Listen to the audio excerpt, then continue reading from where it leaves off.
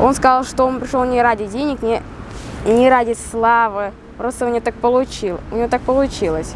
Он прям такой очень большой, даже как-то удивительно было увидеть его лично.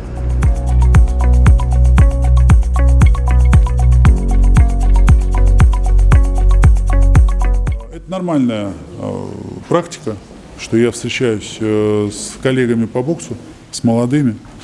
Я надеюсь, что каждый из них, кто достигнет результата, потом будет также с молодежью делиться своим опытом. Это важно.